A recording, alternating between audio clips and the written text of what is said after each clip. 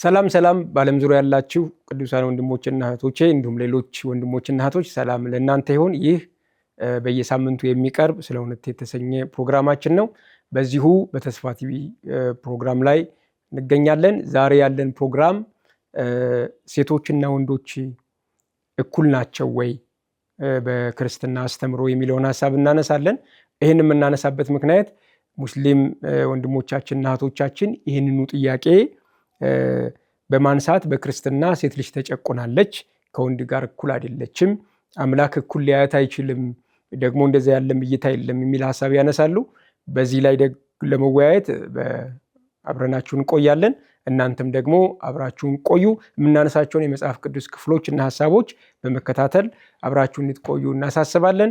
ዛሬ እንደተለመደው እኔ ወንድማችሁ መሐመድ አበባው እንዲሁም ወንድማችን መሐመድ እውነት ለሁሉና መሃናይም ወንድማችን አለ። አብራችሁን ቆዩ። እሺ ማሜ ቴንኪው። በድጋሚ ተመልካቾች እንደምን ቆያችሁ? የጌታ ጸጋና ሰላም ከሁላችን ጋር ይሁን። ዛሬ እንግዲህ በጣም ጥሩ ሀሳቦችን እናነሳለን የሚል እምነት አለኝ። መሃናይም ወንድማችን እንኳን በሰላም መጣ። እንኳን ደህና ቆያችሁ። ወይል እንግዲህ እግዚአብሔር ሰውን ሲፈጥር እኩል አድርጎ ነው የፈጠረውና ወንድንም ሴትንም ሲፈጥር በመጽሐፍ ቅዱስ ውስጥ እግዚአብሔር የተለያየ ፈንክሽን ቢኖርም ነገር ግን ሰውን ሲፈጥር በእግዚአብሔር እይታ ውስጥ ሴትን ከወንድ ወንድን ከሴት አስበልጦ ያየበት ጊዜ የለም። ወንድም በሚያይበት አይኑ ሴትንም እንደሚያይ መጽሐፍ ቅዱስ ይነግረናል። ለምሳሌ እንደው ቀለል ያለውን ጥቅስ አንስተን እንኳን ብንጀምር መጽሐፍ ቅዱስ በዘፍጥረት ምዕራፍ 1 ቁጥር 27 ላይ እግዚአብሔርም ሰውን በመልኩ ፈጠረ፣ በእግዚአብሔርም መልክ ፈጠረው፣ ወንድና ሴት አድርጎ ፈጠራቸው ይላል። ስለዚህ የእግዚአብሔርን መልክ የእግዚአብሔርን አምሳል የተሸከመው ወንድንም ሴትንም አድርጎ እንደፈጠረ መጽሐፍ ቅዱስ ይነግረናል። ስለዚህ ይሄ በእግዚአብሔር ሐሳብ ውስጥ ወንድም ሴትም እኩል የእግዚአብሔር ኢሜጅ ተሸካሚዎች መሆናቸውን ያሳያል። ከፍም አላረጋትም ሴትን፣ ዝቅም አላደረጋትም። እግዚአብሔር ወንድም በሚያይበት አይኑ ሴትንም እንደሚያይ ያሳያል። በዚህ እንጀምራለን ብዬ ነው። ኦኬ እንግዲህ ወንድና ሴትን ስንመለከት ከጾታ የተለየ ሌላ ነገር እንደሌለ እናያለን። የጾታ ልዩነት ነው። ለምሳሌ ሴት ሰው ናት፣ ወንድም ሰው ነው። እንደውም አንተ ያነሳው ክፍል እግዚአብሔር ሰውን በመልኩ በምሳሌው እንደፈጠረና ወንድና ሴት አድርጎ ፈጠራቸው ይላል። መጀመሪያ ሰውን በመልኩ ፈጠራ ይልና ከዛ ወንድና ሴት አደረጋቸው። ስለዚህ ሰው የተባለው ሁለቱንም የሚወክል እንደሆነ ከዛ ይሄ ሰው የተባለ ባህሪ የተባለ ፍጥረት ወንድና ሴት እንደሆነ ይነግረናል። ስለዚህ አምላክ ሰውን ሲፈጥር በመልኩና በምሳሌ መፍጠሩ ወደ ራሱ ያስጠጋውና ያከበረው እንደሆነ እንመለከታለን። ስለዚህ ነጥሎ ወንድን ከሴት በተለየ መልኩ አልፈጠረም። እግዚአብሔር በመልኩ ሰውን ፈጠረ፣ በኋላ ላይ ደግሞ ሴትን ፈጠረ አይደለም የሚለው። ባለፈው ያነሳነው ፕሮግራማችን ላይ አንድ ሀሳብ አንስተን ነበር። አዳምን ፈጠረውና ከሱ አጥንት ወስዶ ሴት አድርጎ ሰራት ይላል። ለምንድን ነው እሱን ካፈር እንደፈጠረ እሷንም ሌላ አድርጎ ካፈር ፈጥሮ እሱን የምትመስል አድርጎ ያላቀረበው? እግዚአብሔር በሴትና በወንድ መካከል ያለውን ትስስርም በደንብ ያሳየናል። ከሱ የተወሰደች የሱ የሆነች አጥንት የሱ የሆነችን ስጋ ወስዶ ነው እሱን የምትመስል ለሱ አጋር የሆነች አብራው የምትኖር ሴትን የፈጠረው። ስለዚህ እግዚአብሔር ሰውን ሲፈጥር ወንድና ሴት አድርጎ ፈጠረው። ማንን? ሰውን ወንድና ሴት አድርጎ። ሌላ ፍጥረት አይደለችም እሷ፣ እሱም ሌላ ፍጥረት አይደለም። እሷ ከሌላ የመጣች አይደለም፣ ከራሱ የተገኘች ናት። እና በዚህ መልኩ እግዚአብሔር ወንድና ሴትን በዚህ እንደሚመለከት እንደው ከመጀመሪያው ማየት እንችላለን። ማሜ በዚህ ላይ የምትለው ነገር ካለ ከዘፍጥረት አንፃር? እንግዲህ ብዙ ጊዜ ትኩረት የማንሰጠው ሀሳብ ነው ብዬ አስባለሁ። እና ዘፍጥረት ምዕራፍ 1 ቁጥር 26 ላይ እና ምዕራፍ 5 ከቁጥር 1 እስከ 2 ላይ በጣም አሪፍ የሆነ ኃይለ ቃል መጽሐፍ ቅዱሳችን ይዟል። እና ዘፍጥረት ምዕራፍ 1 ላይ መሃናይም የሚያነሳው ሐሳብ እግዚአብሔር አለ ሰውን በመልካችን እንደ ምሳሌያችን እንፍጠር።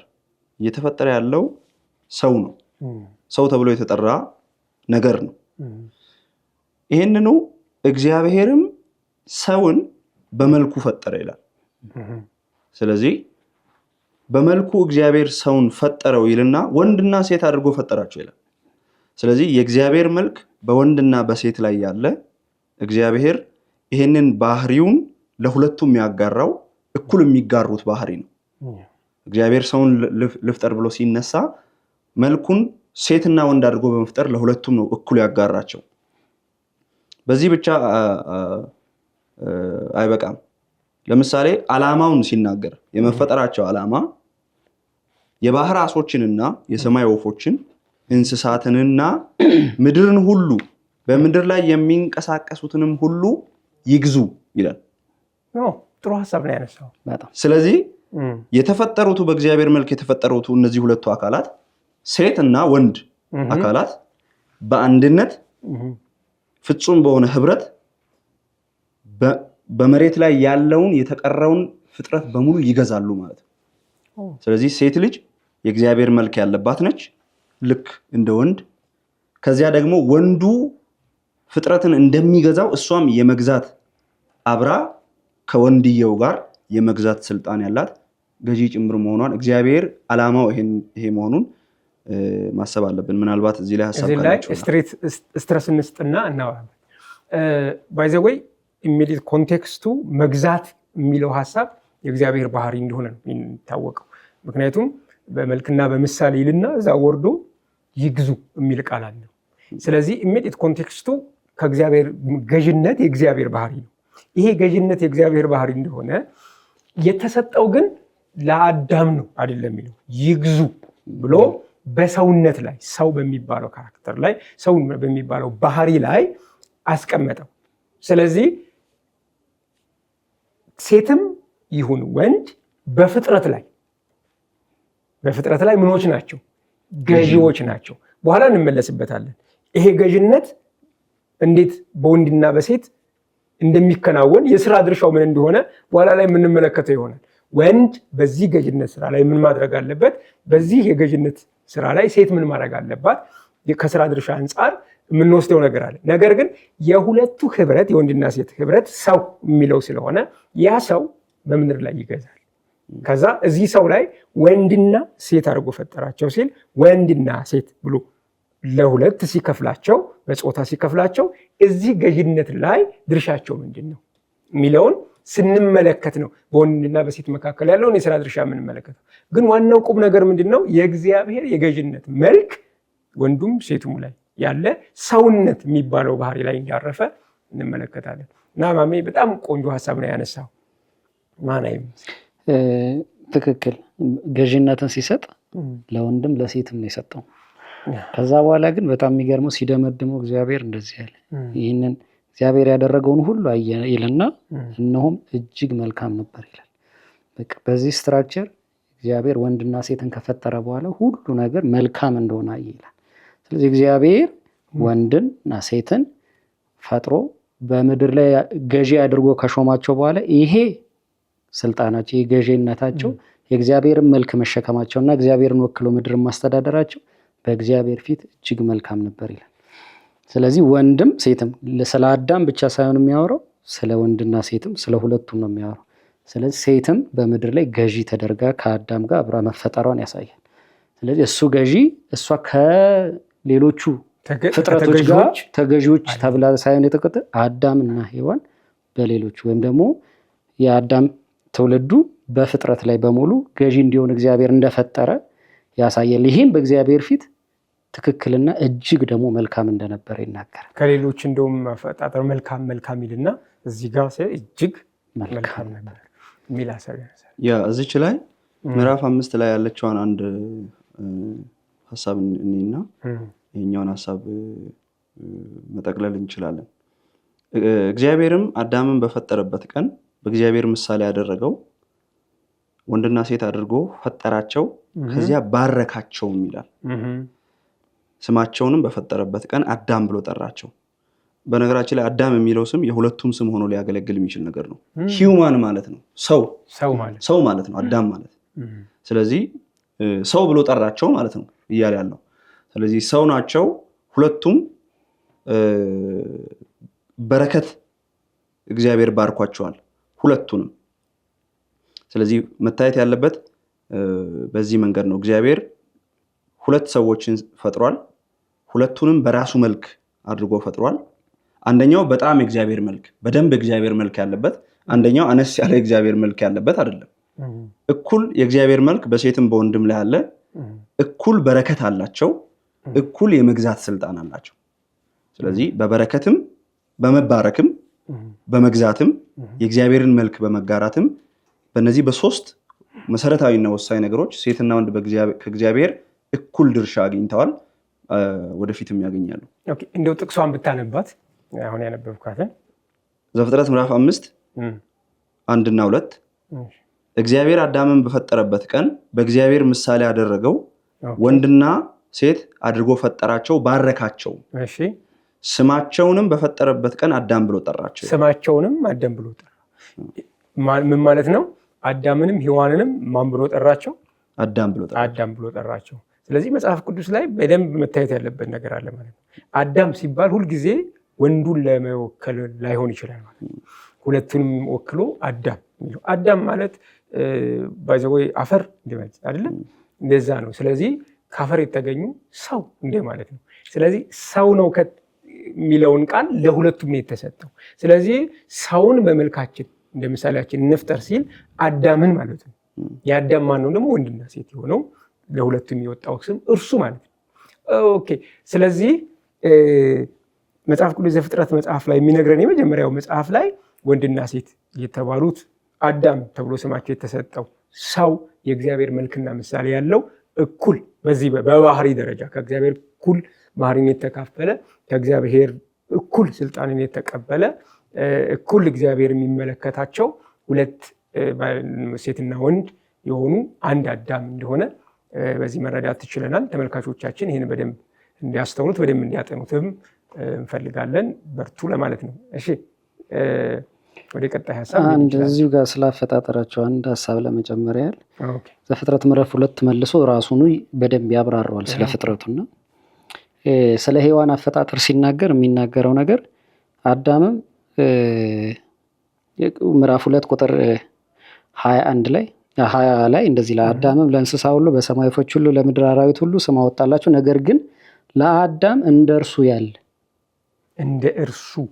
እርሱ ያለ ረዳት አልተገኘለትም ነበር ይላል። እግዚአብሔር አምላክም በአዳም ከባድ እንቅልፍ ጣለለት፣ አንቀላፋም። ከጎኑ አንዲትን አጥንት ወስዶ ስፍራውን በስጋ ዘጋው። እግዚአብሔርም አምላክን ከአዳም የወሰዳትን አጥንት ሴት አድርጎ ሰራት፣ ወደ አዳምም አመጣለት። አዳምም አለ ይህች አጥንት ከአጥንቴ ናት፣ ስጋም ከስጋዬ ናት። እርሷ ከወንድ ተገኝታለችና ሴት ትባል። ስለዚህ አለ ሰው እናትና አባቱን ይተዋል፣ ከሚስቱም ጋር ይጣበቃል፣ ሁለቱም አንድ ይሆናል፣ አንድ ስጋ ይሆናል። ስለዚህ አሁን እንግዲህ ሁለቱ አንድ የሚሆኑት ከማን ስለተገኘች ነው ይላል። የመጀመሪያው ከወንድ ተገኘች። ስለዚህ አዳም ሴት ልጅ አታጎለው፣ ሙሉ ነው የምታደርገው። ግማሽ አታደርገውም። ሲመጣ አነስተኛ አታደርገው፣ ሙሉ ነው የምታደርገው። ስለዚህ ምን ይላል? ሰው እናትና አባቱን ይተዋል፣ ከሚስቱም ጋር ሲጣበቁ አንድ በእግዚአብሔር ፊት አንድ ሰው ነው የሚሆኑት። እንደ ቤተሰብ አንድ ነው እግዚአብሔር የሚያየው። ሁለት አይም አንድ ይሆናል።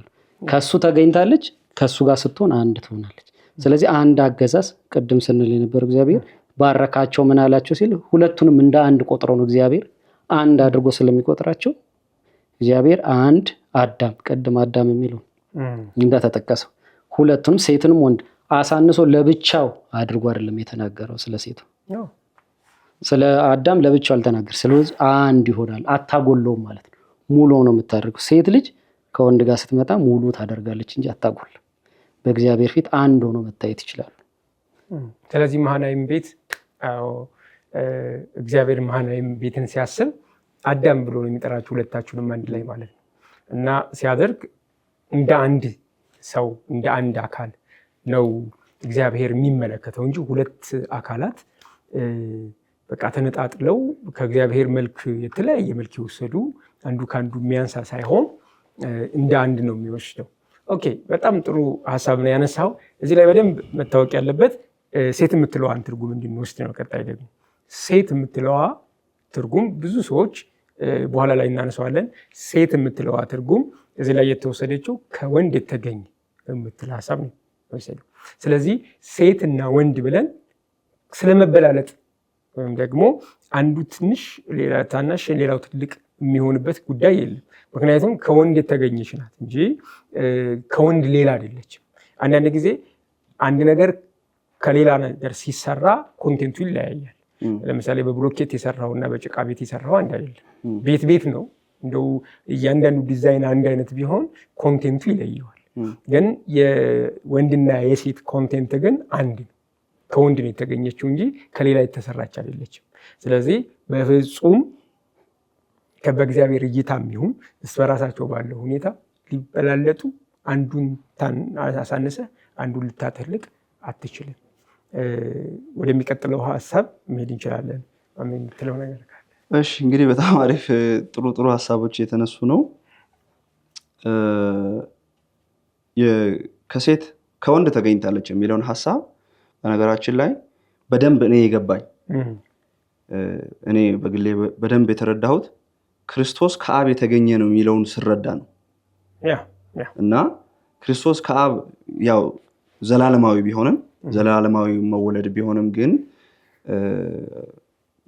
እሱን ስረዳ ሴት ከወንድ ተገኝታለች የሚለው ማሳነሻ እንዳልሆነ ገባኝ። ይልቅ አንድ አካል ነው። አሁን ከአዳም ሰውነት ውስጥ የወጣች እና የተሰራች የአዳም አካል ነች። ስለዚህ ወደ ራሷ ቦታ ነው የተመለሰችው ማለት ነው። እግዚአብሔር ሰርቶ ወደ አዳም ሲያመጣት ፖዚሽኗን ነው ያገኘችው፣ ትክክለኛ ቦታዋን። ስለዚህ ያን ጊዜ ፍጹም ሙላት ይሆናል ማለት ነው። ስለዚህ ይሄንን ይመስላል። ከዚህ አልፎ ሴቶች በመጽሐፍ ቅዱስ ውስጥ በጣም ታላላቅ ኃላፊነቶችን እግዚአብሔር የአገልግሎት ጸጋዎችን ሰጥቷቸው ሲያገለግሉ እናያለን። ከነዛ መካከል በብሉይ ኪዳን እና በአዲስ ኪዳን እንደምናየው ነቢያት ነበሩ ሴቶች። መጽሐፍ የጻፉ ወይም መልእክታቸው በመጽሐፍ የተገለበጠ እና አብዛኛውን ፓርት ትንቢት የተናገሩት ወንዶች ቢሆኑም ግን ሴቶች ነቢያትም በመጽሐፍ ቅዱሳችን ውስጥ ነበሩ፣ ነቢይም ነበሩ። ስለዚህ ይሄ ደግሞ በነገራችን ላይ ጥቅሶቹን እያነሳን እንመለከታለን። እንደ መግቢያ ያክል ይሄ በእስልምና አይታመንም። የሴት ነቢይ በእስልምና ውስጥ የለም። ወደ 144,000 ነቢያት ተልከዋል በዓለም ላይ ከአዳም ጀምሮ እስከ ሙሐመድ ብለው ሙስሊሞች ያምናሉ። አንድም ሴት የለም እዛ ውስጥ። የመጀመሪያው ነቢይ አዳም ነው የሚሉት ሙስሊሞች። የመጨረሻው ነቢይ ሙሐመድ ነው ይላሉ። በዚያ መሃል 14,000 አይደለም 144,000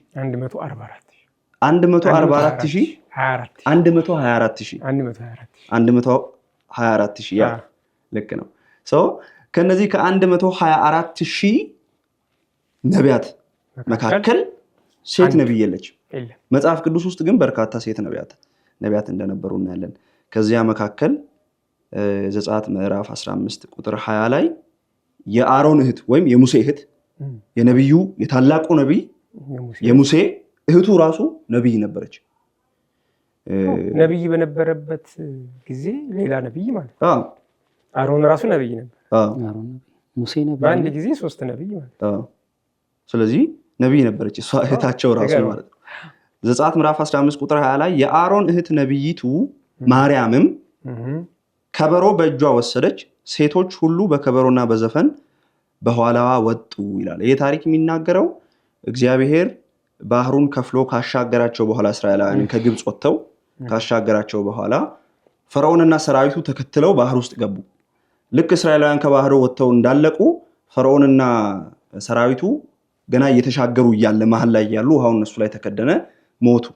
ያን ጊዜ እግዚአብሔርን ለማመስገንና ለመዘመር ከበሮ አነሳች። ማን? የአሮን እህት ነቢይቱ ማርያም። ይሄ በጣም ጥንት ነው። አሁን በዚሁ አጋጣሚ በነገራችን ላይ አሁን በእኛ ሀገር እየተለመደ የመጣ እሳቤ አለ። መጽሐፍ ሃይማኖት ሴቶችን ይጨቁናል የሚል አይነት እሳቤ አለ እና መጽሐፍ ቅዱስ ለሴቶች ቦታ እንደሌለው እና አሁን እኛ በዚህ በ21ኛው ክፍለ ዘመን ከሞደርን ከዘመናዊ አስተሳሰብ ጋር ለመሄድ ስለተቸገርን በቃ ማስረጃ እየፈለግን እያመጣን የሚመስላቸው ሰዎች አሉ። ይሄ እኮ በሙሴ ዘመን ነው። ወደ 4000 አካባቢ ከአሁን ከዚህ ከቆጠርን ወደ 3500 ምናምን ዓመት በፊት ወደ 3500። ስለዚህ በሙሴ ዘመን ሙሴ ነብይ ነው፣ እህቱ ማርያም ነብይ ነች። ሁለቱም ነቢያት ናቸው። አይ አንቺ ሴት ነሽ ብሎ እግዚአብሔር ሴት ነብይ መኖር የለበትም የሚል ማግለል አላደረገም የሚለው ለመጨመር እዚህ ላይ ያሳብቃላችሁ። መጽሐፍ ቅዱስ ላይ እግዚአብሔር እንኳን በብሉይ ኪዳን ቃል ሲገባ ምን ብሎ ነው የገባው ሲባል ቆይ መንፈሴን በወንዶች ላይ ያፈስና ከዛ በወንዶች ትገለገላላችሁ አላለም። መጽሐፍ ቅዱስ ሲናገር ምንድነው ያለው ካለ ሐዋርያት ሥራ ላይ ሲናገር እግዚአብሔር ይላል በመጨረሻው ቀን እንዲሆናል ስጋ በለበሰ ሁሉ ላይ ከመንፈስ ያፈሳሉ፣ ወንዶችና ሴቶች ልጆቻችሁም ትንቢትን ይናገራሉ፣ ጎበዛዝቹም ራእይን ያያሉ፣ ሽማግሌዎች ህልም ያልማሉ፣ ደግሞ በዚያ ወራች በወንዶችና በሴቶች ባሪያዎች ላይ ከመንፈስ ያፈሳሉ፣ ትንቢትንም ይናገራሉ። ሴቶችን አግልሎ አያውቅም መጽሐፍ ቅዱስ። ስለዚህ ትንቢት መናገር ወይም ደግሞ መልእክት መቀበል በእግዚአብሔር ዘንድ ሰዎችን ማገልገል የወንዶች ድርሻ፣ ከዛ ሴቶች ተገልጋይ ተጨቋኝ የሆኑ አይደለም። ሴቶች አገልጋዮች ናቸው፣ ለቤቱ በጣም አስፈላጊ ናቸው። እግዚአብሔር ተስፋ እንኳን ይሰጣቸው። እግዚአብሔር ለወንዶች ተስፋ ሰጥቶ ሴቶችን ረስቶ አያውቅም። ቅድም ምን አለን? አንድ እግዚአብሔር ሰውን ሲፈጥር ወንድና ሴት አድርጎ የፈጠረው በራሱ አምሳል የፈጠረው ወንድንና ሴትንም ነው አለን። ሲያጠፉም ሁለቱንም ነው የጠየቀው። ኃጢአት የሰራው አዳም ነው፣ ሴት አይመለከታትም አላለም። ሴት ናት ኃጢአት ያመጣች፣ አዳም አይመለከተውም አላለም። ሁለቱም ኃጢአትን እንደሰሩ፣ ሰው ሁሉ ኃጢአትን እንደሰራ ከእግዚአብሔር ክብር በታች እንደጎደለ መጽሐፍ ቅዱስ ይነግረናል። ሁሉም ኃጢአትን መስራታቸውን ሲናገር ሴቶችን ለይቶ ደመቅ አድርጎ አልተናገረም፣ ወይም አፍዝዞ አልተናገረም ለወንዶቹ። ማዳንንም ሲሰራው በዛ ልክ እግዚአብሔር ለወንዶችም ለሴቶችም ነው ተስፋ ያደረገው። ስለዚህ ሴቶችን አግልሎ ወንዶችን አጉልቶ የተናገረበት የለም። ስለዚህ ትንቢት መናገርን መልእክት መቀበልን ለሴቶች ተስፋ ሰጥቷል፣ ለወንዶች ተስፋ ሰጥቷል፣ ለልጆችም ተስፋ ሰጥቷል። ስለዚህ መጽሐፍ ቅዱስ ሁሉንም ያማከለ ነው። ሴቶችን ያገልላል፣ የረሳ አይደለም። በጣም የሚገርመው ነገር መጽሐፍ ቅዱስ ትልልቅ የሚባሉ አገልግሎቶች ሴቶችን ያሳተፉ ነበር። ከዘፍጥረት ምዕራፍ 3 ቁጥር 15 ጀምሮ እስከ ክርስቶስ ትንሣኤ ድረስ ትልልቁን የመሰረት በቃ ግዙፍ የሚባሉትን ሚሽኖች የፈጸሙት ትልልቅ ቃል ኪዳኖች የተሰጡት በዚሁ ነው። እንደው ወደ በወንዶችና በሴቶች መካከል ያለ የስራ ድርሻ ላይ እንመጣበታለን። ግን ከዛ በፊት አንድ ነገር እንድናይ ይፈልጋሉ። ለምሳሌ ከዚህ አሁን ማናይም ካነሳው አንጻር ዘፍጥረት ምዕራፍ 3 ቁጥር 15 ላይ እንደው የመዳን ቃል ኪዳን ይሄ የመጀመሪያው በዘሩ በክርስቶስ ኢየሱስ መዳን ተስፋ የተሰጠው የተነገረው ቃል በቃል እዛው ላይ ባንተና በዘርህ በሴቲቷ በዘርህና በዘሯ ጠላትነትን አደርጋለሁ፣ እሱ ራስን ይቀጠቅጣል ተለሸኮናው የሚል ሀሳብ ያነሳል።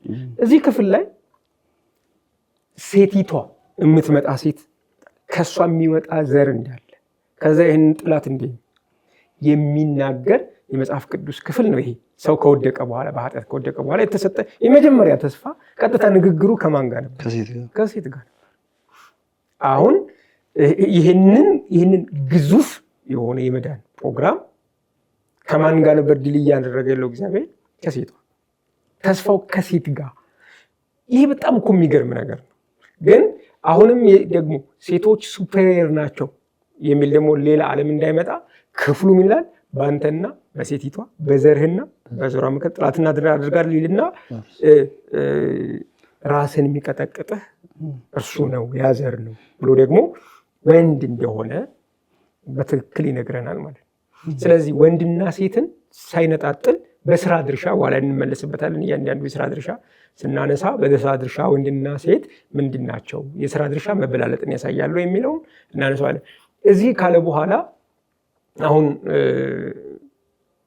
ማሚ ያነሳው ሀሳብ አለ። ነቢያቶች ትንቢት የሚናገሩ ምናምን እንመጣበታለን። ከዛ አዲስ ኪዳን ላይ ይሄው ተስፋ ከሴቲቱ ማን ተወለደ? ክርስቶስ ከሴት ተወልዶ መጣ። ማን? አምላክ በኢንካርኔሽን በሰውነት ተገልጦ ለመምጣት ወደ ምድር ለመጣ የሰዎች ልጆች ለማዳን አምላክ ወደ ምድር የመጣበት መንገድ ከማን በመወለድ ነው? ከሴት በመወለድ ነው። ዘሩ በሴቷ በኩል መጣ። የሚገርም ነው። ስለዚህ ክርስትና ሴት ልጅ ያሳንሳል።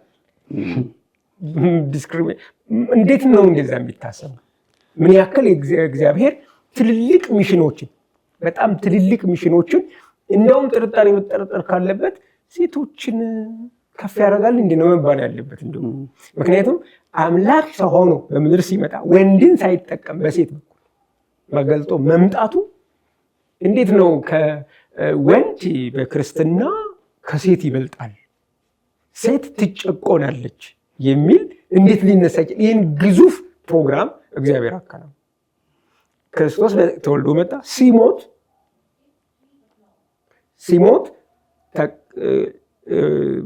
በቦታው ላይ ሲያግዙት የነበሩት አብሮ ሲንቀሳቀሱት የነበሩት እነማን ናቸው? እንደ ወንዶቹ ሲሸሹ ባይዘው ኦልሞስት አብረውት የነበሩት ከዮሐንስ ውጭ አብረውት የነበሩ ሴቶቹ ነበሩ። ከሙታን ሲነሳ የመጀመሪያውን የምስራች የተናገሩት ሄደው ለመቃረ እነማን ናቸው? ሴቶች ናቸው። ሴቶች ተጨቆነዋል አይደል? እንዴት ታስባለች? በጣም ግዙፍ የሆነ ፕሮግራም ራእይ ላይ መሄድ እንችላለን። ባይዘው ስለሚመጣው ተስፋ እንኳን ሲነገር ስለ ሴቲቷ ያወራል። በጣም ግዙፍ ፕሮግራም፣ ትልልቅ ፕሮግራሞችን እኛ ሁሉ የዳንበትን ነገ ተስፋ የምናደርገው ትልልቅ ፕሮግራሞች አይ ሴት ልጅ ይህንን ልትሸከም አትችልም፣ ይሄ ኃላፊነት ሊሰጣት አይችልም፣ ወንዶች ናቸው ማድረግ ያለባቸው የሚል ድርጊት አላደረገም።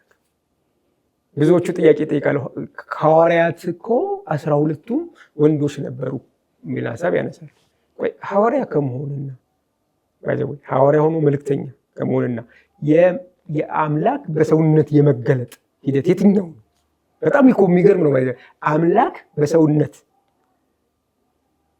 በድንግል ማርያም ሲገለጥ እኮ በጣም የሚገርም እኮ ነው። በጣም የሚገርም ሚራክል መልእክት ማድረስና አይገናኝም።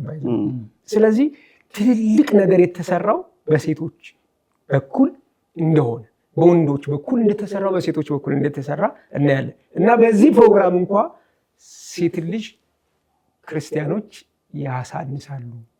አምላክ ሴት ልጅ ዝቅ አድርጎ ይመለከታል።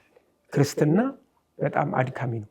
ትንሽ አስፈችዋለሁ ተጨማሪ ነገሮች እንዲትሉ ምንድን ነው። ስለዚህ አሁን አንተ ያወራውን ጠቅለል ስናደርገው በክርስትና ሴት ልጅ የአምላክ እናት ናት። ምን ማለት ነው? ይሄንን አጽናፈ ዓለም ዩኒቨርስ የፈጠረ እያንዳንዱ ፕላኔት የራሱን ርቀት ፍጥነቱን ጠብቆ እንዲሽከረከር የሚያደርግ እኛን ሰውነታችንን በሰውነታችን ውስጥ የሚደረጉ መዘዋወሮችን ሁሉ የሚጠብቅ እና የሚቆጣጠረው አምላክ ከአንዲት ሴት ተወልዶ ቤቷ ውስጥ አኑረዋለች።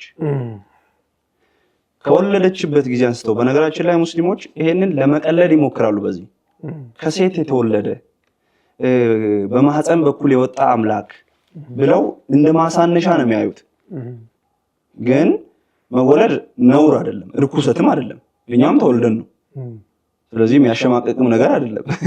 የሚያሸማቀቅ ነገር ቢሆን ሁላችንም በመወለዳችን እንሸማቀቅ ነበር። ይልቅ ቤቷ ውስጥ ከልጅነቱ ጀምሮ በሰውነቱ ነው እያወራን ያለ ነው። ኦብቪየስሊ ስለ መለኮትነቱ እያወራን አይደለም። ስለዚህ ቤት ውስጥ እንደ ልጅ አድጎ ቤቷ ውስጥ ይዛ ተንከባክባ አሳድገዋለች ሴት። ስለዚህ የአምላካችን እናት ነች ሴት። ይሄ በጣም ይሄ አንተ እንዳልከው እኔ ምን አይነት መታደል ነው ለሷ ነው የምለው በእውነት። እና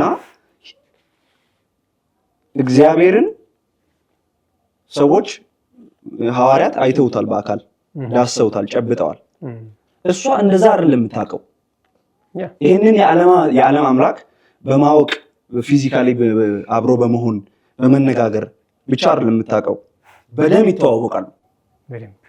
በዘር የእሷ ዘር ነው እሱ። ስለዚህ ይሄ ትልቅ በረከት አግኝቷታል ይህችን ሴት ድንግል ማርያምን ማለት ነው። ስለዚህ እግዚአብሔር የመረጣት የእሷን ዘር ለመውሰድ የመረጣት ድንቅ ሴት ነች። ስለዚህ ሴት ልጅ ቅድም አንተ እንዳልከው እግዚአብሔር ዓለምን ለማዳን ባስቀመጠው ፕሮግራም ውስጥ ከፊት ለፊት ያለችው ሴት ነች። እሷን ተጠቅሞ በእሷ በኩል ነው እኛን ለማዳን ዲዛይን ያደረገው። ስለዚህ የመዳናችን ዲዛይን እግዚአብሔር ሲያወጣ ፈርቀዳጅ አድርጎ ከፊት ያስቀመጣት ሴትን ነው። እሷ ላይ ብዙ ጊዜ በእስልምናው አስተምሮ ውስጥ ስሟ በቁርአን ውስጥ ተጠቅሷል እና ሪስፔክት ያደርጋታል የሚል ሀሳብ ያነሳሉ። ያው ብዙ ጊዜ ምላሽ እንሰጣለን። በመጽሐፍ ውስጥ ስም መጠቀስ ትልቅነትን ወይም ደግሞ ተቀባይነት መኖሩን የሚያሳይ አይደለም።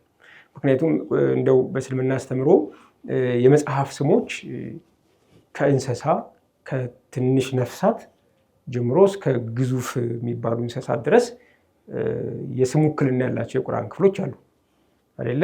የጉንዳን ምዕራፍ፣ የሸረሪት ምዕራፍ የሚባል አለ። የመሬም ምዕራፍ፣ የኢምራን የሚባል ሰው ምዕራፍ አለ። የሙሐመድ ምዕራፍ አለ። የኢብራሂም ምዕራፍ አለ። እንደዚህ ያሉ ምዕራፎች አሉ። የሰው ስሞች ተጠቅሰዋል። የመርያም ምዕራፍ ስለተባለ ሴት ልጅ በጣም አክብሯታል። ሌሎቹን አለመጥቀሱ እሷን አተልቋታል የሚል ሀሳብ ይነሳል። ልክ ነው። በነገራችን ላይ በጣም ኢንፍሉዌንስ ማድረግ የምትችል ሴት ናት። ምክንያቱም ታሪኳ ቀድሞ በእግዚአብሔር ስለተለወጠ ትልቅ ስራ በእሷ ስለሰራ። በነገራችን ላይ ሉቃስ ወንጌል ላይ መጽሐፍ ላይ እንዲህ የሚል ቃል ትጠቀማለች ድንግል ማርያም። ምን ትላለች? ታላቅ የሆነው እርሱ ወይም ግሩም የሆነው እርሱ ታላቅን ነገር በእኔ አድርጓልና ስሙ ቅዱስ ነው ትላለች። አስገራሚ ስለሆነ በእኔ ጉዳይ ላይ ሌላን መጥራት የሚችል አካል የለም እንደማለት ነው። ቅዱስ ነው፣ የተለየ ነው። ማርያም ምን አስበህ ባይዘወይ የሆነ ነገር ማሰብ አትችልም። እንዲህ ስለሆነች ነው፣ እንደዛ ስለሆነች ነው፣ አይ እሷ እኮ እንደዚህ ማለት አትችልም። የትኛውም አካል መጥቶ ስራውን ያው በድንግልና ስራውን አይ እንዲህ ስለሆነ ነው ማለት አይቻልም።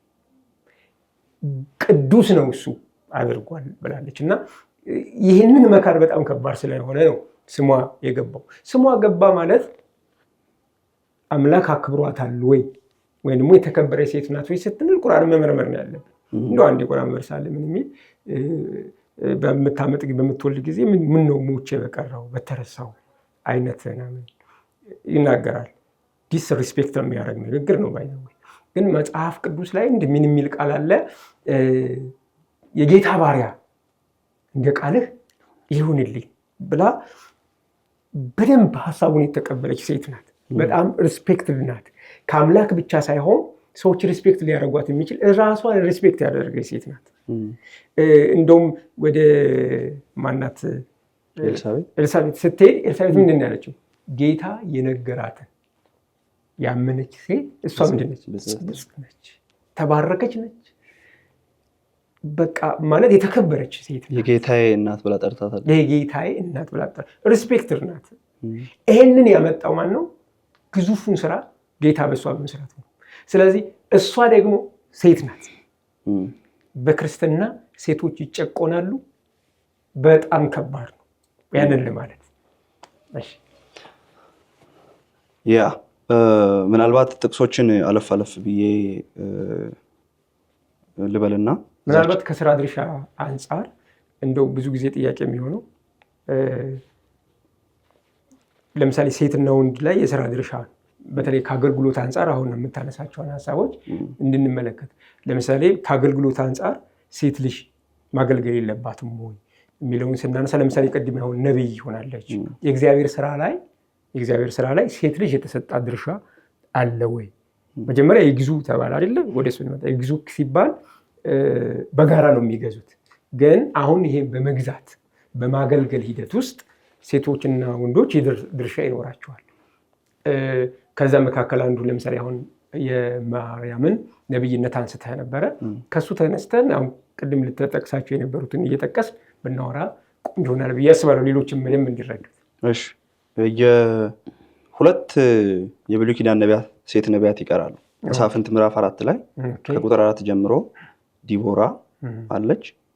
ከዚያ ደግሞ አንደኛ ነገሥት ምዕራፍ 22 ላይ ህልዳና የምትባል ነብይት አለች። ስለዚህ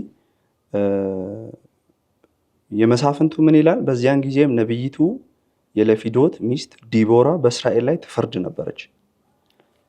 እርሷም በተራራማው በኤፍሬም ሀገር በራማና በቤቴል መካከል ካለው የዲቦራ ዛፍ ከሚባለው ከዘንባባው በታች ተቀምጣ ነበር።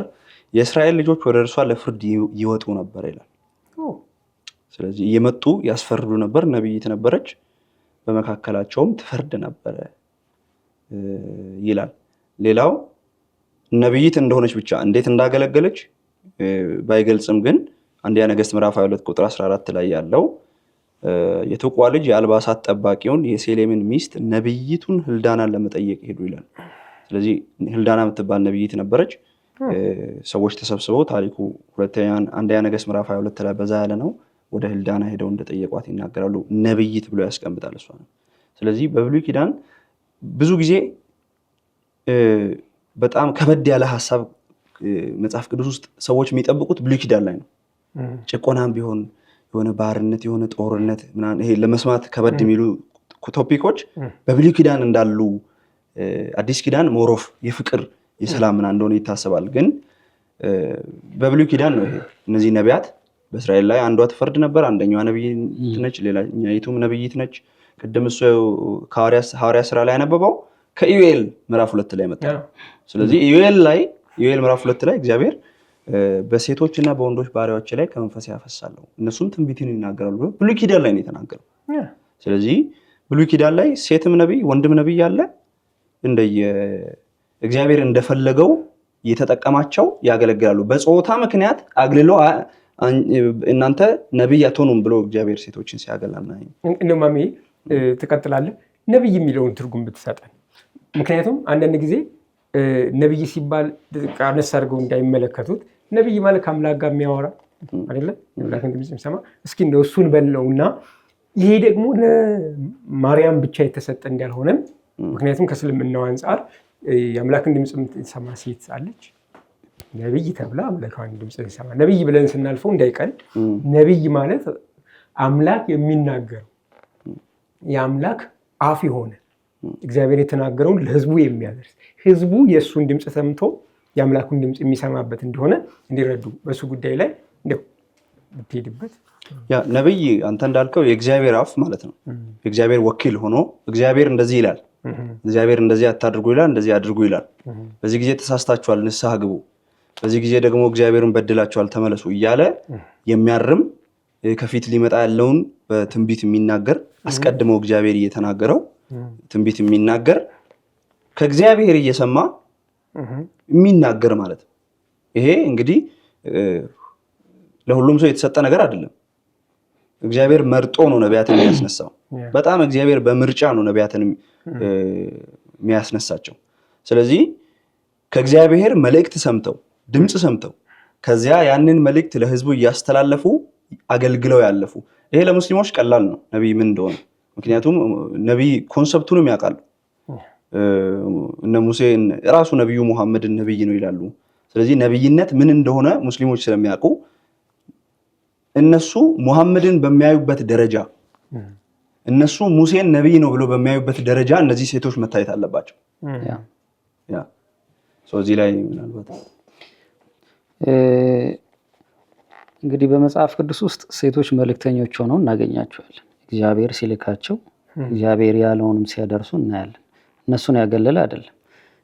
በሐዋርያት የመጀመሪያው ጥምቀት ውስጥ እንኳን ሴቶች የመንፈስ ቅዱስ ጥምቀት ውስጥ ሴቶች እንኳን የተሳተፉ ናቸው። ተሰብስበው ባለ 50 ቀን ሲጸልዩና ሲጠብቁ የነበረውን ሁሉም ሴቶችና ወንዶች ተሰብስበው ነው ሲጠብቁ የነበሩ። ያን መንፈስ ነው ኢዩኤል ላይ የነበረውን ቃል ተጠቅሶ የነበረው ቃል ይሄው እንደምታዩት በወንዶችና በሴቶች ላይ ፈሶታ ያላችሁ። ስለዚህ የእግዚአብሔር ተስፋ ለሁሉም ነው። ስለዚህ ሴቶች መልእክተኞች ሆነው እናገኛቸዋለን። ትንቢት ተናጋሪዎች ሆነው እናገኛቸው፣ የእግዚአብሔር መልእክተኞች ሆነው እናገኛቸዋለን። ስለዚህ በመጽሐፍ ቅዱስ ውስጥ ሴት ልጅ ተገልጋይ፣ ወንድ ልጅ አገልጋይ፣ እሷ ከእግዚአብሔር በወንዶች በኩል የሚያገለግላት ብቻ ሳትሆን እሷ ራሱ ወንዶችንም የምታገለግል፣ ሴቶችንም የምታገለግል፣ ልጆችንም የምታገለግል ናት። ስለዚህ አገልጋይነት ለሁሉም የተሰጠ ነገር ነው። መልእክት መናገር፣ ትንቢት መናገር በመጽሐፍ ቅዱስ ውስጥ ለሁሉም የተሰጠ ነው። ስፔሻሊ ደግሞ አዲስ ኪዳን በመንፈስ ቅዱስ በኩል የሚሆን ስለሆነ ለቅዱሳን በሙሉ የተሰጠ ነው፣ እንደየስጦታው ማለት ነው፣ እንደየጸጋ ስጦታ። ከዛ ባለፈ ትንቢት መናገር ሰው መሆንን ከፍ አያደርግም፣ ዝቅም አያደርግም። ትንቢት መናገር ማለት የእግዚአብሔር ሀሳብና አጀንዳ የሆነውን ማድረስ ማለት ነው። መልእክተኛ መሆን ማለት ነው። አንድ ሰው መልእክተኛ ሆነ ማለት በሰውነቱ ላይ ወይም ደግሞ በሱ ፐርሰናሊቲ ላይ የሚጨምረው ነገር የለም። ልክ መልእክት ሲቀበል ከሰውነት ከፍ ብሎ ሰው ሲደመር የሆነ ነገር አይሆንም። ሰው ነው፣ በእግዚአብሔር ፊት ሲያዩም ሰው ነው። ለዚህ ነው በመጽሐፍ ቅዱስ ውስጥ ነቢያት እንደ ሰው ነው እግዚአብሔር ትሪት የሚያደርጋቸው። ሲያጠፉ ይቀጣሉ፣ ሲመለሱ ምህረት ያደርግላቸዋል እንጂ የሆነ ተአምር አይደሉም ሰዎች። ስለዚህ ሴቶችንም እንደ ነቢያት አድርጎ እግዚአብሔር ይልካል። እንደ ነብይ ነው ትሪት የሚያደርገች፣ እንደ ሰው ነው ትሪት የሚያደርገው። ነብይ አድርጎ ሰውን ስለራከ ከፍ አያደርገውም፣ እንደ ሰው ነው ትሪት የሚያደርገው። ሴት ስለሆነች ዝቅ አያደርጋትም፣ ሰው ስለሆነች። ስለዚህ በእግዚአብሔር ፊት ሴት ልጅ እንደ ሰው በሰው ልክ ነው ትሪት የምትደረገው። ወንድም እንደ ወንድ ነው ትሪት የሚደረገው። በጾታ ከሴት ስለተለየ ከፍ ተደርጎ ሰው ሲደመር የሆነ ነገር አይሆንለትም። የስራ ድርሻው ከሴት ይለይ ይሆናል እንጂ ለምሳሌ በቤተሰብ ውስጥ ወንድ ባል ነው መሆን የሚችለው፣ ሴት ሚስት መሆን አይችልም። ይሄ የስራ ድርሻ ነው። ወንድ ብቸኛ አማራጩ ባል መሆን ነው፣ ሴት ብቸኛ አማራጯ ሚስት መሆን። ይሄ የስራ ድርሻ ነው። አንድ ቤትን ለማቆም እግዚአብሔር ለእያንዳንዱ ሰው የሚሰጠው የስራ ድርሻ ነው። ስለዚህ ወንድ እንደ ወንድ ይሆናል፣ ሴትም እንደ ሴት። ሁለቱም ግን በእግዚአብሔር ስም እንደ ሰው ነው ትሪት የሚደረግ። ለዛ ነው ቀደም ስናወራ መዳን ለወንዱ ተሰጥቶ ለሴቱ አልተተውም። ኢየሱስ ክርስቶስ የሞተው ለማን?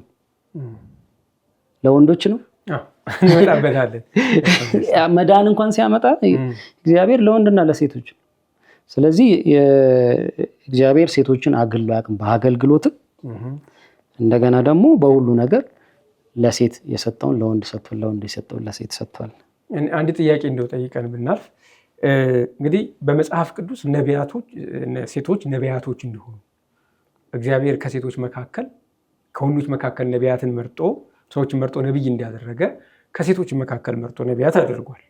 ስለዚህ የወንድን ያክል በመልእክት አድራሽነት የእግዚአብሔርን ትእዛዝ ለሕዝቡ ማድረስ ታማኝ አድርጎ እንደቆጠረ ወንዶቹንም እንደቆጠረ ሴቶቹንም እንደዚሁ ቆጥሯል። አሁን በእስልምና አስተምሮ ነቢይ የለም ብለን አልቀድም። አምላክ ይህን ሁሉ 124,000 ነቢያት ሲልክ ሴትን ከዚህ መካከል አላመናትም። ታማኝ አይደለችም፣ መልእክት ለማድረስ ብቁ አይደለችም። ለምን የሚሉ ጥያቄዎችን እናነሳለን። በመጽሐፍ ቅዱስ ቅድም እንዳነሳ ነው እግዚአብሔር በሴትና በወንድ መካከል ያለውን ከእሱ ጋር ያለውን ህብረት ሲናገር በመልኩና በምሳሌው እንደፈጠረ ወደ ራሱ አስጠግቶ እንደፈጠራቸው እናያለን። እንደው ሴትና ወንድን አላህ በዚህ መልኩ ነው ወይ የፈጠረው የሚለውንም ጥያቄ እንጠይቃለን። እንደው መሬምስ በቁርአን ውስጥ ያለችው መሬም ያው ማርያም ብለው ጥያቄ ስለሚያቀርቡ የምር መልእክት አቅራቢ ሰዎች መልእክቷን የሚቀበሏት አይነት ሴት ነች። እንደውም ስትወልድ የተናገረችባቸው ቦታዎች ጥቂት ናቸው። ለምሳሌ ስትወልድ ወደ እሷ መጥቶ ትጸንሻለች ሲላት አይ እኔ ወንድም አላውቅ ሰው ነው አይደለ፣ ዝሙተኛ ሳይሆን እንዴት ልጅ ይኖረኛል የሚል ጥያቄ አነሳች። በቃ መልስ መለሰላት። ከዛ በኋላ ለምስክርነት እንኳ ልጁ እንዳወራ ምልክት ሰጠች ይላል እንጂ እሷ አላወራች። እሷ እንደ መልእክተኛ የአምላክን ድምፅ ሰምታ ለህዝቡ የምታደርስ ነቢይም አልነበረችም። ስለዚህ መጽሐፍ ቅዱስ ላይ ማርያምን እንኳ ከእስልምና አስተምሮ በበለጠ ለእግዚአብሔር የቀረበች የእግዚአብሔርን ድምፅ የምትሰማ መልእክት ለሌሎች ስታደርስ የሚሰሟት ታማኝ ሴት ነበረች። እግዚአብሔር ታማኝ አድርጎ ቆጥሯት ነበር። ኦኬ። ስለዚህ ምላሽ እንዲሰጠን የምፈልገውን እኛ እንደተጠየቅ ነው የምር ሴቶች በአምላክ ሚሽን ውስጥ ሰዎችን በማዳን ሚሽን ውስጥ እንደ ሰራተኛ፣ እንደ ነቢይ፣ እንደ አገልጋይ አድርጎ መርጧችኋል። እኛ ጋር ይኸው አየ። በብሉይ ኪዳን እንኳ 3 ሴቶችን አየ።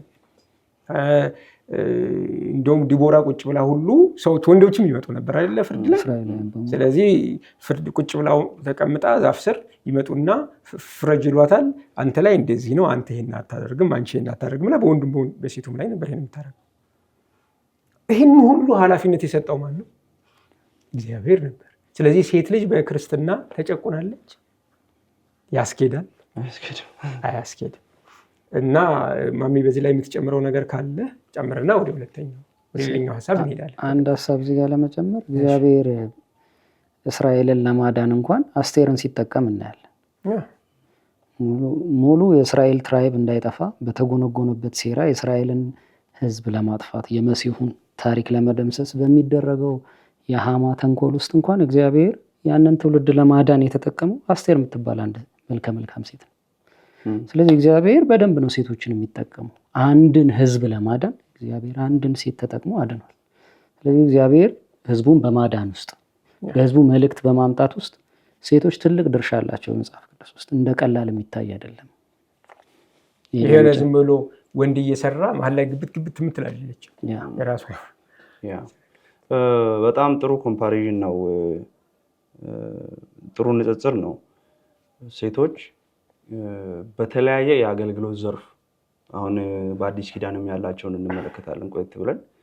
በተለያየ የአገልግሎት ዘርፍ ውስጥ ሲያገለግሉ እናያለን። ከትላልቅ የአገልግሎት ዘርፎችን ጨምሮ በእስልምና ግን እኔ የሃይማኖታዊ አገልግሎት ጥቂትም ሲያገለግሉ አላውቅም። በመለኮታዊ ትእዛዝ ይሄን አገልግሉ፣ ለዚህ አገልግሎት መርጫችኋለሁ፣ በዚህ መልኩ እኔን ታገለግሉኛላችሁ የሚል በነብይነት በሐዋርያነት ወይ ደግሞ በመልእክተኝነት መልእክት በማድረስ ትንቢት በመናገር በመፍረድ እንደዚህ ሲያገለግሉ ሴቶችን አናይም ማለት ነው። ይልቅ ሴት ልጅ ፈራጅ እንዳትሆን የሚከለክል የእስልምና ሕግ አለ። በራሳቸው ላይ ሴትን ፈራጅ ወይም መሪ ያደረገ ሀገር ይጠፋል የሚል ትምህርት አላቸው። ይሄ ግን ትክክል አይደለም። በዓለማችን ላይ በጣም ብዙ ሴት ጠቅላይ ሚኒስትር ያላቸው፣ ሴት ፕሬዚዳንቶች ያሏቸው፣ አገር የሚመሩ ሴቶች ያሉበት ዘመን ላይ ያለ ነው። አገሮቹ ምንም አልሆኑም፣ እንደውም ያደጉ ሀገሮች ናቸው። ስለዚህ እንኳን ከመንፈሳዊ አልፎ ይሄ መንፈሳዊ ያልሆነው አምላካዊ ባልሆነ ጉዳይ እንኳን መምራት ለሴት ልጅ አይፈቀድም። አምላካዊ የሆነው አገልግሎት ቀርቶ ማለት ነው። ይህንን ማለት ፈልጋለሁ እና ምናልባት ቅድም ያነሳው ሀሳብ ላይ ሴቶች የትንሣኤው የመጀመሪያ ምስክሮች ናቸው። ክርስቶስ ከሞት መነሳቱን መቃብሩ ጋር ሄደው አይተው የተናገሩ የወንጌሉ አብሳሪዎች የመጀመሪያዎቹ ናቸው ሴቶች የሚል ሀሳብ አንስተሃል። ይሄ አሁን ላይ ስንሰማው ኦኬ ሴቶች አይተው መሰከሩ ነው እያልን ያለ ነው። ግን በዘመኑ ቆመን ማሰብ ያለብን፣ ምክንያቱም በዘመኑ ሴቶችና ህፃናት ከማቹር ከሆነ ወንድ ጋር ምስክርነታቸው፣ ንግግራቸው እኩል ማይቆጠርበት ዘመን ነው። የዛሬ 2000 ዓመት ወደኋላ።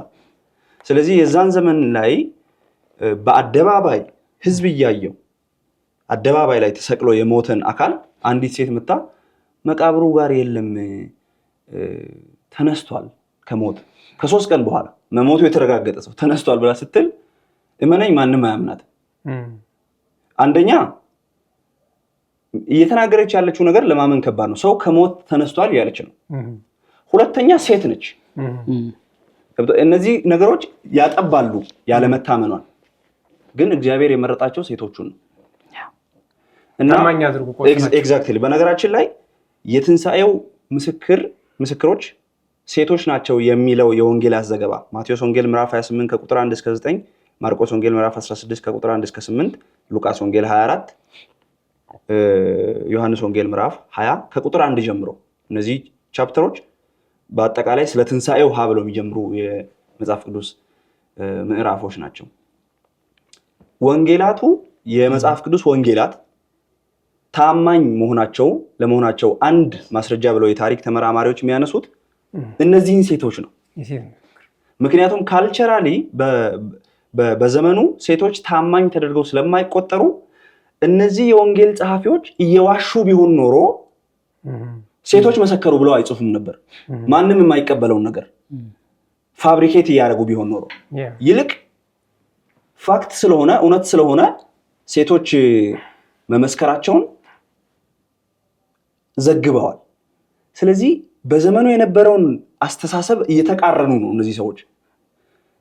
ውሸት ቢሆን ኖሮ ግን ወንዶች መሰከሩ፣ በጣም ታማኝ የሚታመኑ ወንዶች ትላልቅ ሰዎች መሰከሩ፣ ሄደው አይተው ባዶ መሆኑን አዩ ብለው ነበር የሚመሰክሩት።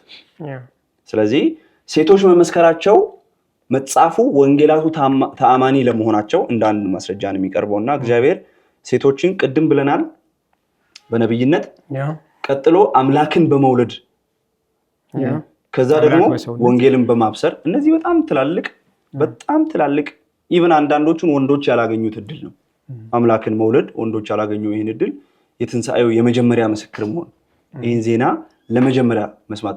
እነ ጴጥሮስ ተነግሯቸው ነው የሰሙት። በኋላ ላይ ሄደው ነው መቃብሩን ቼክ ያደረጉት። ስለዚህ ይሄ በጣም ትልቅ እድል ነው እና እንደው እዛው ላይ እዚሁ ትንሣኤው ላይ በነገራችን ላይ ለመጀመሪያ ጊዜ ያየችውም መግደላዊ ማርያም ናት። ይሄ ሄዳ እንደው ሴቶች ስለሆኑ ቀድማ ስለሄደች ነው ምናምን እንዳይባል ሄዳ ቼክ ስታደርግ ተገልጦ ራሱን ያሳያት ለዛች ሴት። እንደው ከእስልምናው ጋር ትንሽ እንደው ሴቶች በእስልምና እንደው አይታመኑም እስከ ማለት ድረስ ማለት ያነሳሉ። እንደው ለምስክርነት በቂ አለመሆንን በመለኮታዊ ትእዛዝ የሚናገረው ማለት ነው። ለምሳሌ መግደላዊት ማርያም ሄዳ እንድትመሰክር ክርስቶስ ሲናገር ምስክርነቷን አምኖ ነው። የአንድ ሴት ምስክርነት በቂ ነው ወይ ለሚጠይቁን ሙስሊሞች እንጠይቅ። የአንድ ሴት ምስክርነት በቂ ነው ወይ? ሁለት ሴቶች ከአንድ ወንድ ጋር አይደለም ወይ ምስክርነታቸው? ሙስሊምና መጽሐፍ ቅዱስ አይደለም ወይ አንድ ሴት ራሷን ችላ መመስከር እንደምትችል ምስክርነቷ ከወንድ ጋር እኩል ምስክርነት እንዳለው፣ ሁለት ሆና ካልመሰከረች ከአንድ ወንድ ጋር እኩል ልትሆን አትችልም የሚል አስተምሮ መጽሐፍ ቅዱስ ላይ የለም። ስለዚህ በምስክርነት እንኳ ደረጃ ያውም ደግሞ የቀበሌ ምስክርነት አይደለም፣ የኢየሱስ ክርስቶስ ትንሣኤ ምስክር ለመሆን ብቁ አድርጎ ቆጥሮ ለእሷ ተገልጦ ሂጂና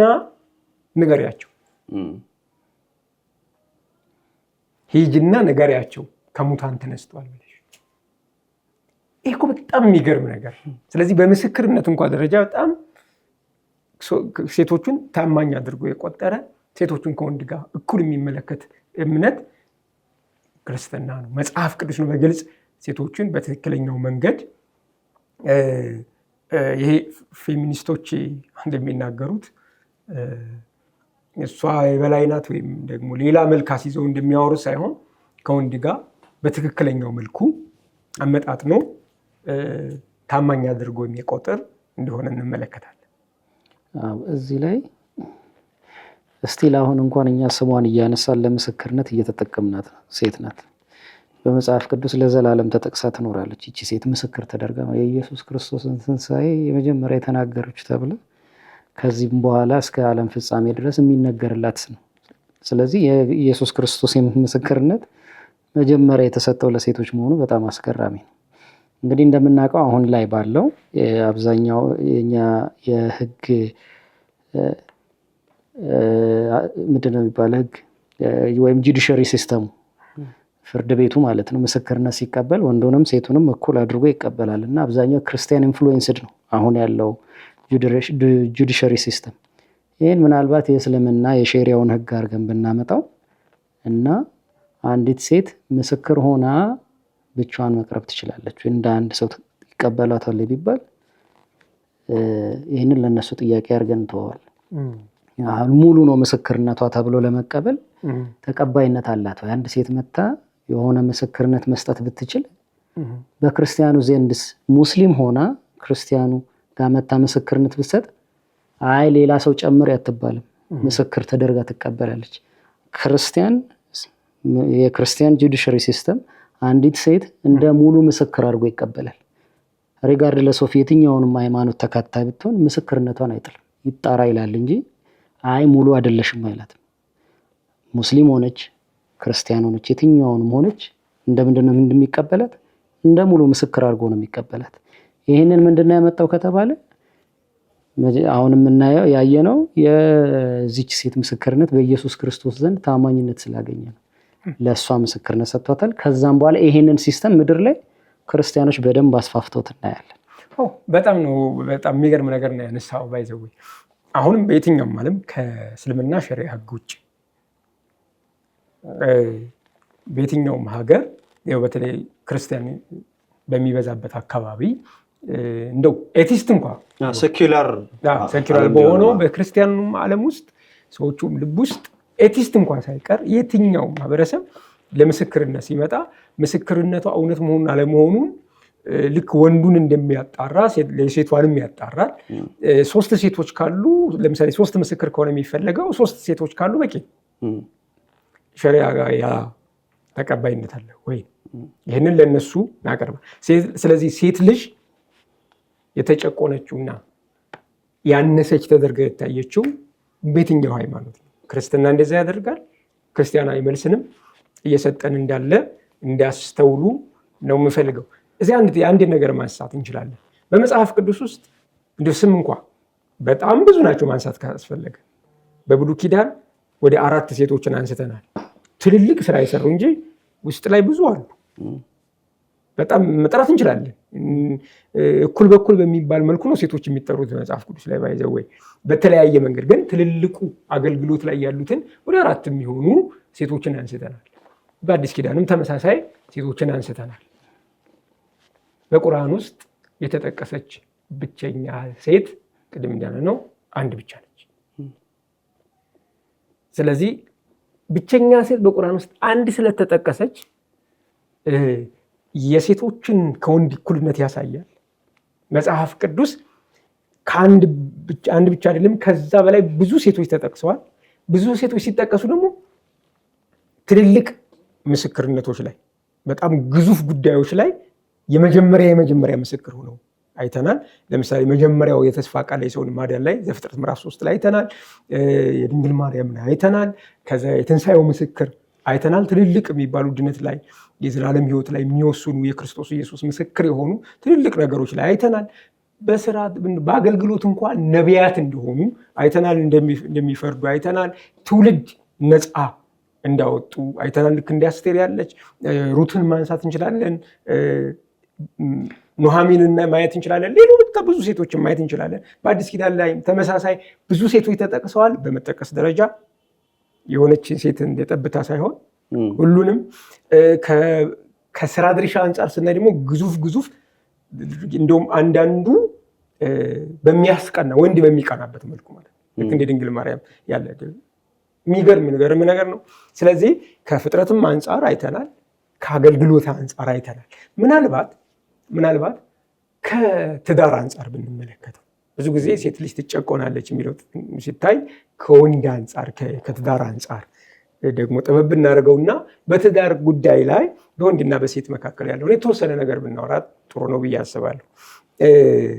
አሁን ወደ ምን መጣል ማለት ነው? ሴት የሚለው ላይ ተነጋግረን ጨርሰናል እስካሁን። በኋላ ላይ ደግሞ እንደዚሁ እናነሳዋለን በሌላ ኢሹ። ግን አሁን ባልና ሚስት ስንል የምናነሳው ሴትና ወንድን ልክ ነው። በሴትና በወንድ መካከል ነው ትዳሩ የሚመሰረተው። ግን ሴት በሚል አጠቃላይ ጥሪ መጥራት አንችልም። ሚስት በሚለው ነው የምንወስደው። ወንድ በሚለው አጠቃላይ መውሰድ አንችልም። ባል በሚለው ነው የምንወስደው። ስለዚህ በባልና በሚስት መካከል ያለው የስራ ድርሻ ምንድን ነው? የምር ባል ከሚስት ይበልጣሉ የሚለው ሴትና ወንድ አይደለም፣ ባልና ሚስት ትንሽ ጠበብ አድርገን እንድንመለከተው ብዬ